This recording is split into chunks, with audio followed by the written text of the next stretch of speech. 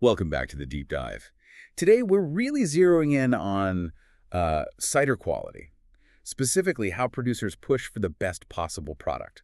We're looking at folks like Kesser and Steen, how they rely on very specific yeast choices to get the style they want and keep it consistent. Yeah, and it's interesting because achieving that clean, high-quality style often means actively fighting against something wild. Right, so what's the mission today? We're diving into how they manage, maybe even suppress, the sort of wild microflora that can cause issues.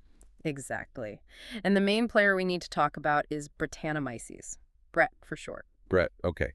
I've heard that term mainly with certain beers, maybe some wines. That's right. It's this wild yeast, and honestly, it can be a bit divisive in some really traditional ciders or, like you said, Belgian beers. Yeah. A touch of Brett character is actually part of the style. It's expected, even desired. But not for everyone.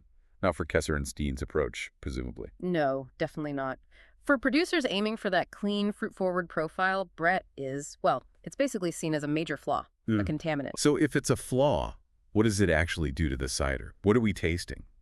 Well, Brett produces some pretty distinct flavor compounds. The descriptions are often things like barnyard, stable-like, sometimes even medicinal or sort of plasticky. Oof.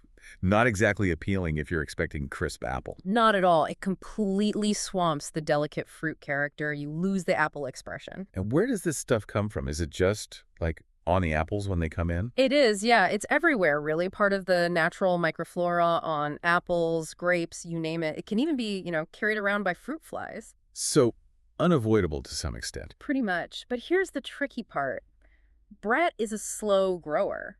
So your primary fermentation might finish, everything seems fine, and then months later, maybe after bottling, that's when these off flavors develop. It's insidious. Okay, so it comes in on the fruit, but maybe that's not the whole story. Right. That's a really key point. While the fruit is an initial source, the bigger issue, the persistent source of contamination, is often the production environment itself. You mean the cellar, the equipment. Precisely. The cellar, the cidery.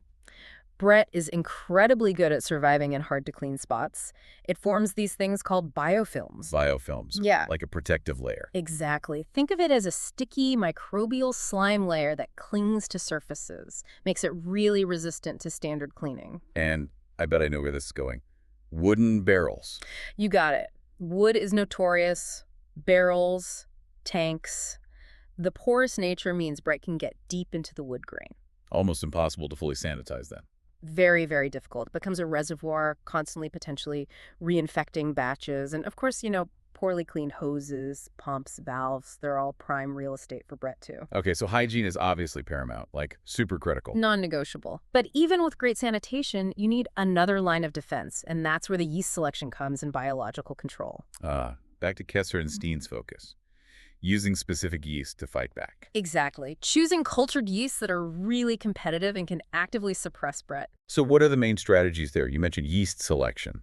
Well, there are kind of two main paths based on what we know about Brett. First, you can use really strong strains of the main brewing yeast, Saccharomyces cerevisiae. The workhorse yeast. Right. But you choose specific strains, ones known for being super vigorous, fast fermenters. The idea being they just get in there first and dominate. Basically, yes. They chew through all the available sugar really quickly.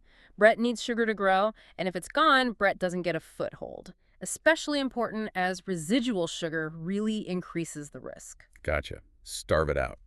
Any examples of these powerhouse yeasts? Yeah, the sources mention things like a robust Bordeaux yeast known for being aggressive, alcohol-tolerant, works even when it's cool. Or another one used for Sauvignon Blanc in Portugal, apparently extremely effective at just taking over and making the environment hostile for Brett. Okay, so that's one way, just outcompete it. What's the other strategy? The other approach is maybe a bit more proactive. It involves using a different type of yeast first, a non-Saccharomyces yeast, specifically to prep the environment. Like sending in an advanced team. Sort of. A good example is Lachantia thermotolerans. Lachantia. What does that do differently? Well, Lachantia does something really clever. When you add it early on, it produces lactic acid alongside some alcohol. Lactic acid? Like in yogurt or sauerkraut? Exactly. And producing it early like that significantly lowers the pH of the juice, much faster than normal fermentation would. So it makes the environment more acidic. Right, and that sharp drop in pH creates an environment that's really unfavorable for many wild yeasts and bacteria, including Brett. It suppresses them right at the start. So it cleans things up biologically speaking before the main yeast even starts. That's the idea.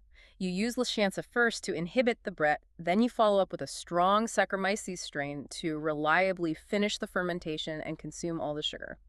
The 1-2 punch. Fascinating. So tying this all together, for producers like Kesser and Steen aiming for that really clean, high-quality, specific style, Yeah. it sounds like the winning combo is, well, first, obsessive hygiene in the cellar, especially with wood and equipment. Absolutely critical. Can't be skipped. And second, being really smart about your yeast, Yeah. choosing these competitive strains, maybe even using something like Lachantia to actively keep the wild stuff like Brett under control. That's the core strategy. It's about control and consistency to achieve that desired profile.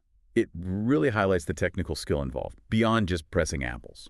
Definitely. But it also raises an interesting question, doesn't it? Cool. Go. Well, if we have these increasingly powerful tools, these specialized yeasts that can so effectively shape the fermentation and suppress the natural microflora, where's the line? The line between what? Between, controlling quality to hit a specific target style and maybe losing some of that natural terroir expression, the character that comes from the fruit's inherent wild yeasts. Huh. That's a good point. How much control is too much control before it stops reflecting its origin? Exactly. Something to think about, perhaps, next time you're choosing between a super clean modern cider and a more traditional, maybe slightly funkier farmhouse style. What are you valuing most in that glass?